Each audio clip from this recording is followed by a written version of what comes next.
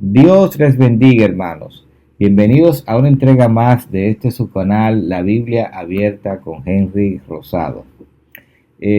Viendo la actualidad, ¿verdad? Yo creo que lugar que tratemos un tema bíblico que podemos considerar acorde a esta situación que estamos viviendo hoy, con esta guerra entre Estados Unidos e Israel contra Irán.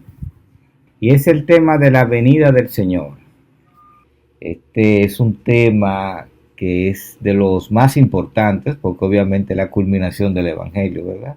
Y es un tema que se ha tratado mucho, es uno de los temas más tratados de la Biblia, que más se comenta, de los que más se habla, de los que más se ha escrito, se ha estudiado, etc. Este tema, hermanos, genera muchas discusiones, muchos puntos de vista contrarios. Yo creo que si hay un tema que retrata lo que es la diversidad de opiniones sobre un solo tema, partiendo de una misma fuente, es este tema de la venida del Señor, hermanos. Es increíble la cantidad de posiciones al respecto, leyendo la misma Biblia y los mismos versículos. Increíble.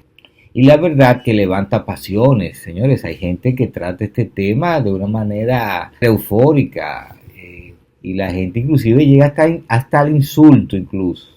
Hay mucha gente que opina al respecto, y si tú opinas distinto, tú inclusive, óyeme, eres hasta del diablo. Tú inclusive estás totalmente perdido. Una cosa increíble.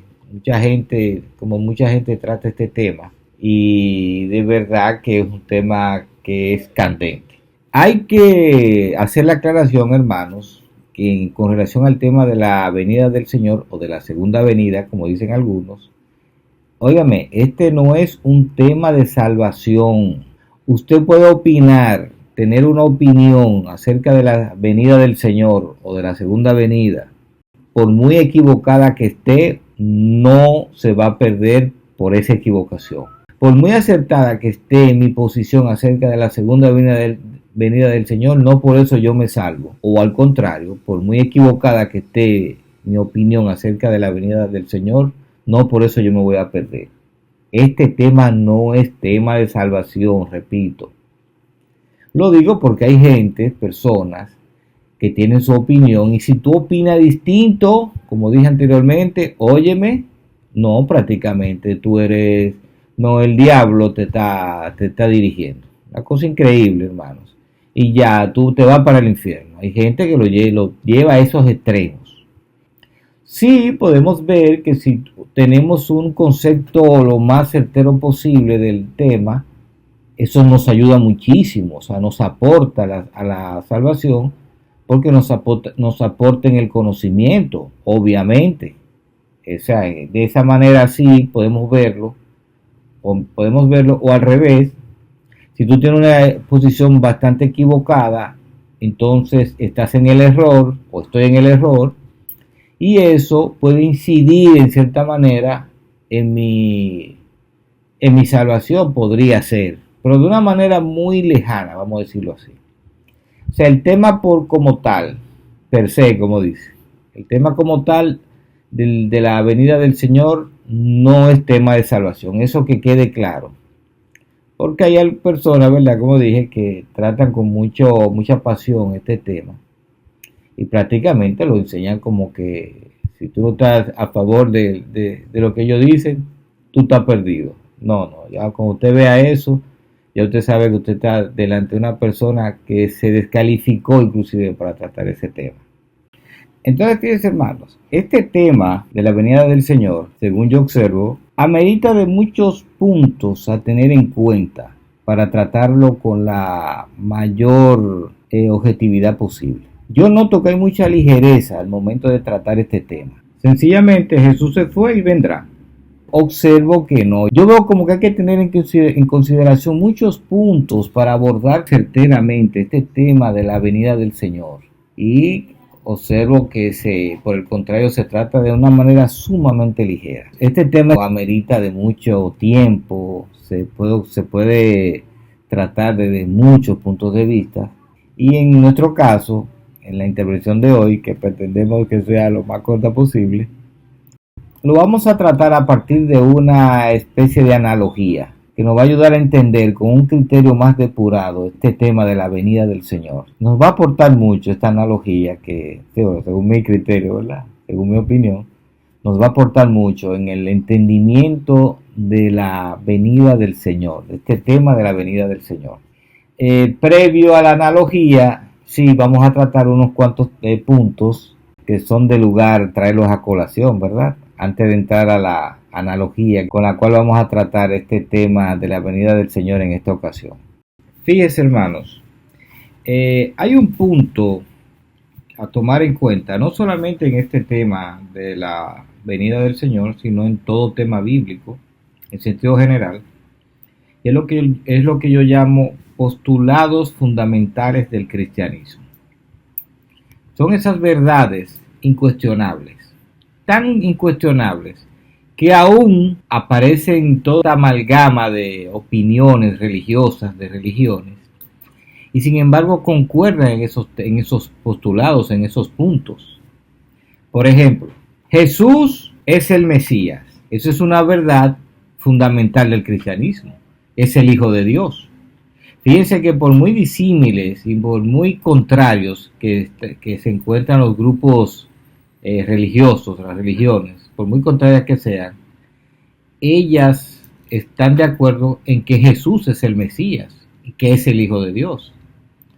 Unos tendrán una opinión sobre su naturaleza y otros otra. Pero fíjese que en ese punto todos están de acuerdo. Por lo tanto, ese lo podemos categorizar como un postulado fundamental del cristianismo.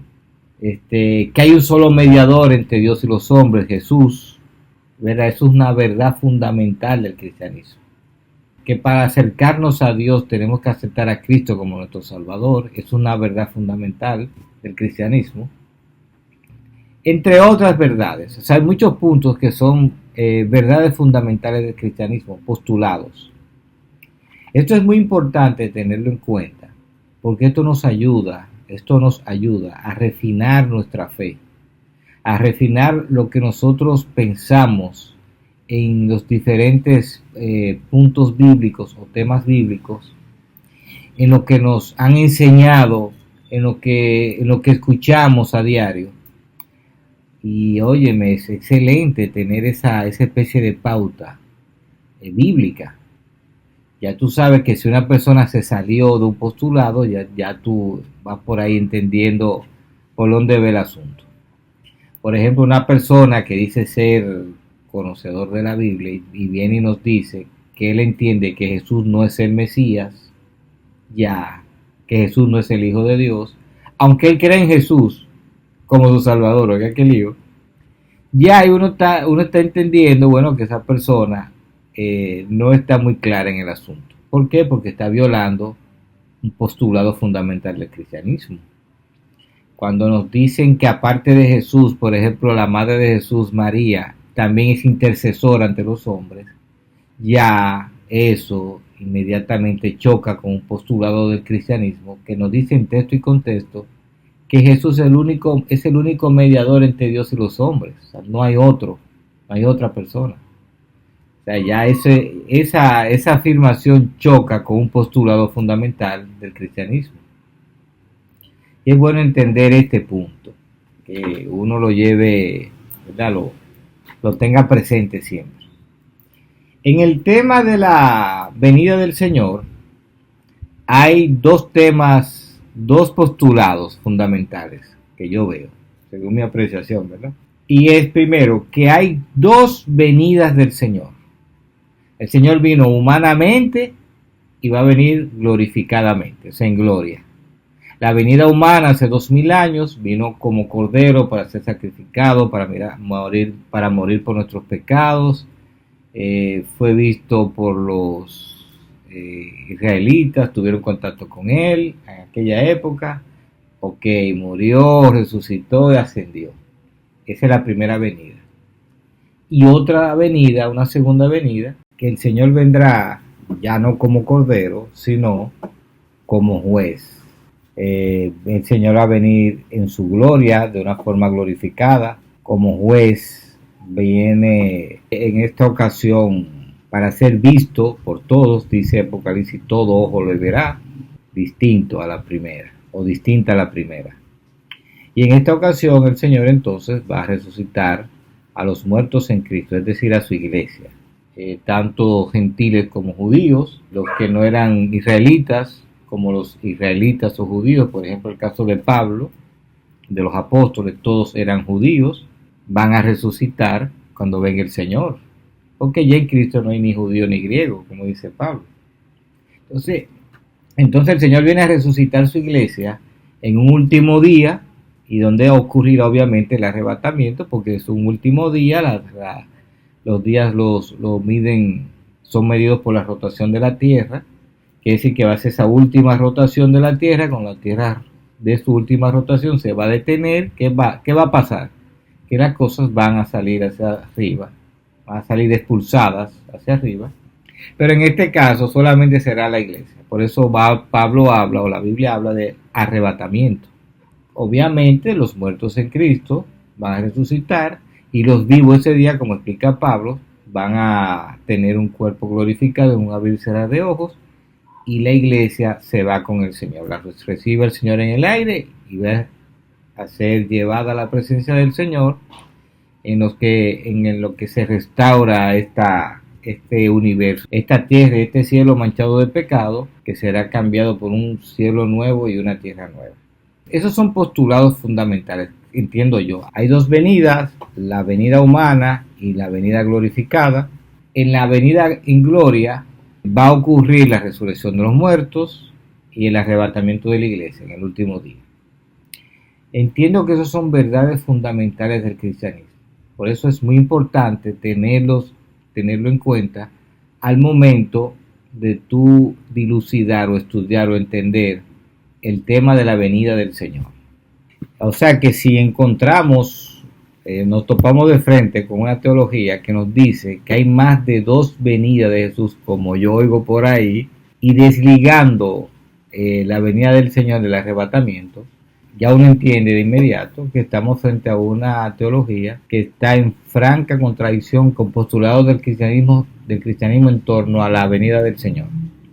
En ningún momento la Biblia habla de tres venidas. La Biblia habla de dos venidas, dos veces, no de tres, inclusive a veces dicen que hasta cuatro. Pero la Biblia habla de dos venidas fundamentalmente. Eso es lo que establece la Biblia, que cuando el Señor venga va a ocurrir la resurrección de los muertos y el arrebatamiento de la iglesia. Eso es un conjunto, ¿verdad? Segunda venida o venida en gloria, resurrección de los muertos, último día, fin del mundo, arrebatamiento de la iglesia. Eso es un conjunto, es una unidad, no se pueden separar. Si usted ve que una teología viene por ahí separándola, ya usted sabe que estamos frente a una exageración teológica, que yo lo veo esa exageración teológica, hermanos.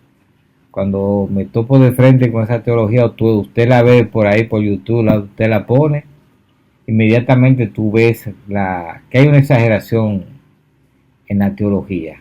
Están exagerando teológicamente. Veo, haciendo un poco de un paréntesis en este punto, yo veo que esa teología tiene una base, y se debe a que hubo una especie de hubo una afirmación, me parece, he escuchado que fue Martín Lutero que la dijo, de que la Biblia se interpreta tal como está, o sea, se lee literalmente, lo que está dicho en la Biblia, eso es lo que dice, no hay lugar para interpretación. Eso de que la Biblia se lee literalmente es cierto. En ocasiones tenemos que ver la Biblia literal, pero hay otras ocasiones que la Biblia es interpretativa. De hecho, en la mayoría de los casos, por naturaleza la Biblia es interpretativa, porque si fuera literal, si se entendiera literal, bueno, pues entonces la entendería cualquier persona, tendría acceso a la palabra de Dios, a la perla del Señor, como le dice Jesús, que es la palabra de Dios. Entonces usted se imagina una persona en el mundo accediendo a la palabra de Dios. Usted se imagina el desorden que eso, a donde eso llevaría. Señores, la Biblia es escrita para la iglesia. ¿Por qué? Porque para yo acceder al entendimiento de la palabra, yo tengo que yo tengo que aceptar a Cristo, que es el que me va a limpiar del mundo y de los deseos de mi carne, para yo entonces acceder a Dios y al conocimiento de su palabra. O sea, Jesús es la puerta. Yo tengo que entrar por esa puerta para entrar a la palabra de Dios, que es el mismo Jesús, y la palabra y el verbo de Dios hizo hombre. Entonces, la Biblia no se puede leer literalmente, hay que ver en qué partes se lee literal y en otras en qué partes es interpretativa. Recordemos que el mismo Señor habló en parábolas, ya usted sabe. Usted se imagina que yo lea una parábola del Señor o las palabras del Señor literalmente. Eso hay que tener cuidado con eso. Un buen intérprete de la palabra, es decir, una persona que se guía del Espíritu, que es guiado por el Espíritu en la lectura bíblica, sabe cuándo leer literalmente y cuándo interpretar, cuándo algo es interpretativo y cuándo es algo literal. No es algo suyo, o sea, es una dirección del Espíritu. Eso no te lo enseña el Instituto de Teologías, ni pastores, ni predicadores, ni teólogos, ni maestros, nada. Eso es llevado de la mano como un niño por el Espíritu.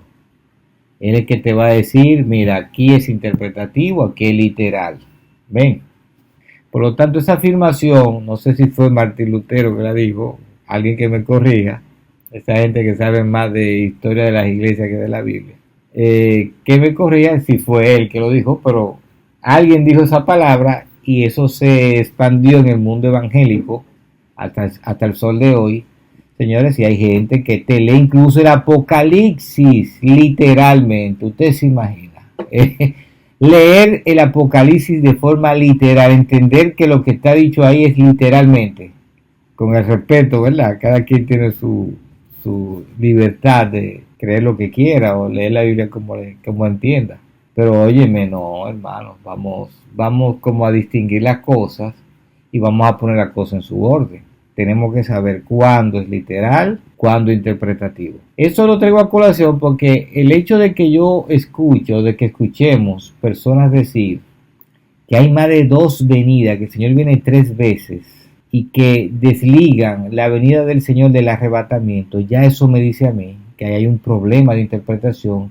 Y cuando escucho que es que tienen como teología que la Biblia se lee literalmente, obviamente, tú nada más tienes que ponerte a escuchar esos teólogos según sus explicaciones y tú te das cuenta que están donde es interpretativo lo están entendiendo literal, y donde es literal entonces están interpretando. Hay un arroz con mango ahí. Entonces hay que tener cuidado y el resultado es esa, que Jesús viene 3 hasta 4 venidas, he escuchado a veces, y desligando la venida del Señor del arrebatamiento. Una cosa que yo me quedo pasmado cuando escucho eso. Bien, hermano, entonces terminando con ese aclarando, vamos a traer a colación otro punto muy interesante con relación al tema de la venida del Señor. Fíjense, hermanos, la Biblia establece 2 venidas, la venida humana hace 2000 años y la venida en gloria, la que estamos esperando para estos tiempos. 2 venidas, no 3. Pero fíjese algo peculiar, hermano, algo que yo descubrí leyendo la palabra, analizando el tema de la venida del Señor, y me topé con algo curioso relacionado con los términos venida del Señor y segunda venida. Sucede que la Biblia, usted encuentra en las veces que se habla sobre la venida del Señor, que el término que se usa es venida, cuando venga, en la venida. No se usa en la segunda venida, cuando vuelvas por segunda vez. El término segunda venida solo aparece una sola vez. Me parece que es en hebreo que yo lo encontré, o en la carta a los romanos. No sé, yo creo que en una de esas 2 cartas. Por lo menos yo leyendo, ¿verdad? No sé si se me pasó y usted me va a ayudar en eso. Pero hasta donde yo vi, hasta donde yo recogí, hasta donde yo leí, el término segunda venida aparece una sola vez en la Biblia. Después, cada vez que se habla de la venida del Señor es venida o cuando venga. Fíjese que los discípulos le preguntan, Señor, ¿cuál es la señal de tu venida y del fin del mundo? ¿Ves? Lo dice, cuando el Hijo del Hombre venga por segunda vez, en mi segunda venida. No aparece. El término que aparece es venida y no segunda venida. Repito, segunda venida aparece una sola vez en la Biblia. Entonces yo me hago como la reflexión o la pregunta, ¿por qué el Señor usa el término venida y no segunda venida? Porque segunda venida está implícito, ¿verdad? O sea, el Señor vino y se fue y volverá. Quiere decir que hay implícita una segunda venida. Entonces, ¿por qué el Señor no recalcó en mi segunda venida, cuando vuelva por segunda vez? No, Él dice en mi venida, cuando venga, como desligando venida de segunda venida, ¿verdad? Entonces, en ese punto, estudiando, leyendo la palabra, creo que la respuesta la veo a través de una analogía, la analogía de la cabeza y el cuerpo. Por ejemplo, en la escuela nos enseñaron, ¿verdad? El cuerpo humano se consta de cabeza, tronco y extremidades, ¿verdad? La cabeza, el tronco va desde el cuello hasta más o menos la pelvis, y las extremidades, los brazos y las piernas. Y obviamente que una persona está compuesta por su parte personal, vamos a decir de su espíritu, vamos a llamarle así. Cabeza, cuerpo y espíritu.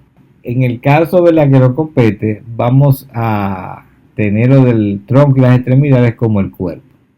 O sea, una persona se compone de cabeza, cuerpo y espíritu, vamos a decirlo así. El espíritu viene siendo como la persona.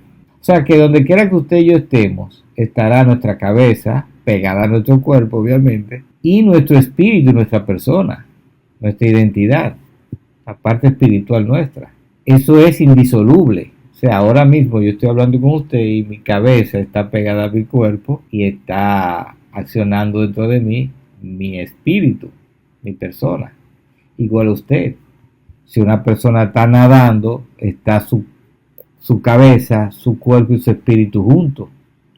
Si está pecando, está su cabeza, su espíritu, su cuerpo y su espíritu juntos. Si está haciendo deporte, está su cabeza, su cuerpo y su espíritu. Si está peleando, está su cabeza, su cuerpo y su espíritu. O sea, eso es indisoluble, hagamos lo que hagamos, en cualquier situación que nos encontremos físicamente hablando, ¿verdad? Entonces, esto se aplica a la primera venida del Señor. O sea, el Señor vino como una persona común, aunque de naturaleza divina, lo entendemos, centrándonos en la parte humana, lo que dice el Señor, el Hijo del Hombre. Bueno, está sujeto a esa unidad, ¿verdad? De cabeza, cuerpo y espíritu. Donde el Señor estaba su cabeza, su cuerpo y su espíritu. Cuando nació, cuando tenía 12 años que fue al templo, ahí estaba su cabeza, su cuerpo y su espíritu. Cuando lo bautizaron, ahí estaba su cabeza, su cuerpo y su espíritu. Cuando fue tentado por el enemigo, ahí estaba su cabeza, su cuerpo y su espíritu. Cuando hacía los milagros, las predicaciones, ahí estaba su cabeza, su cuerpo y su espíritu. Cuando lo crucificaron, ahí estaba su cabeza, su cuerpo y su espíritu. Y cuando ascendió, entendemos que ascendió su cabeza, su cuerpo y su espíritu. Eso es indisoluble, ¿verdad? Ahora bien, fíjense hermanos, vamos a poner atención. El Señor dice que la iglesia es su cuerpo. Físicamente, obviamente que no lo es, pero espiritualmente sí. O sea, la iglesia es el cuerpo de Cristo. Entonces, si la iglesia es el cuerpo de Cristo, y obviamente el Espíritu Santo es su espíritu, aquí hay un problema. Porque si el Señor se fue, entonces Él debió irse con su iglesia, y la iglesia está en la tierra, y Él, que es la cabeza, está a la derecha del Padre. Entonces ahí hubo una separación. Oiga, qué lío. O sea, Él se va en la ascensión, espiritualmente se va, pero deja su iglesia aquí en la tierra y su espíritu. Y eso es lo que conforma el Evangelio en estos 2000 años, su cabeza y su espíritu. Su cuerpo y su espíritu, su iglesia y su espíritu. Entonces, ¿qué pasó aquí? Porque ahí se dividió el asunto. sea, Jesús espiritualmente se fue y dejó la iglesia. Entonces aquí hay como una contradicción, porque eso es indisoluble. ¿Qué lío hay ahí? Vamos entendiendo. Entonces, hermano, ¿qué me dice esto? Fíjense, resumiendo, ¿verdad? Resumiendo, bueno, físicamente el Señor se fue. Físicamente, porque físicamente Él tenía una cabeza física, un cuerpo físico que fue lacerado y crucificado, resucitó, y su espíritu, el Espíritu Santo, que es el mismo Espíritu de Dios, que es la palabra de Dios, es lo mismo. El Espíritu es omnipresente, obviamente, está tanto en el cielo como con la iglesia. Físicamente el Señor se fue. Ahora, espiritualmente, oiga, espiritualmente, el Señor no se fue, porque su iglesia está aquí. Podemos entenderlo así. Espiritualmente el Señor no se fue. Físicamente sí, y por eso podemos hablar de segunda venida, porque Él se fue. O sea, cuando el Señor dice, me voy y vuelvo, Él está hablando físicamente, desde el punto de vista físico. Ahora, desde el punto de vista espiritual, Él no se fue. Y por eso es que el Señor usa el término venida, o cuando venga. No en mi segunda venida y la segunda vez que vuelva. No, usa venida. Léalo, póngase a leer la Biblia en ese punto para que usted vea. ¿Por qué? Porque el Señor espiritualmente sigue aquí a través de su iglesia. Para que usted vea lo que le decía hace un rato, que para entender el tema de la venida del Señor hay que tomar muchos puntos en consideración. Porque desde un punto de vista el Señor no se ha ido, el Señor no se fue, espiritualmente no. Pues su iglesia, su cuerpo está aquí, donde está su cuerpo está su cabeza. Espiritualmente no se fue. Ve, usted podría decir, bueno, es que el Señor tiene la omnipresencia, pero desde un punto de vista, ¿verdad?, espiritual, entonces Él no se fue. Y yo entiendo que por eso, percibo, que por eso es que el Señor usa el término venida, o cuando venga, y no segunda venida y en mi segunda venida. O sea, cuando vuelva por segunda vez, pues mi segunda venida, no, es venida que se usa. Así que, hermanos, teniendo en claro estos conceptos, vamos a decir que fuera, haciendo parafraseando quizás, conceptos cuánticos aplicados al tema de la venida del Señor, donde tú puedes decir que el Señor se fue y no se fue, no hay problema. Si dice que se fue, está bien, y si dice que no se fue, también está bien, está correcto.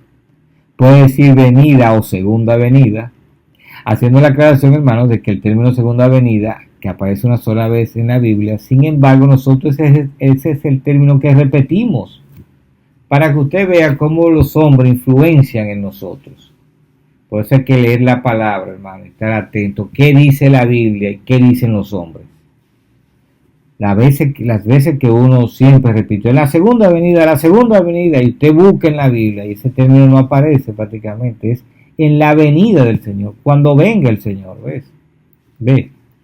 Así que, hermanos, hasta aquí vamos a llegar con los aclarandos antes de entrar a la analogía.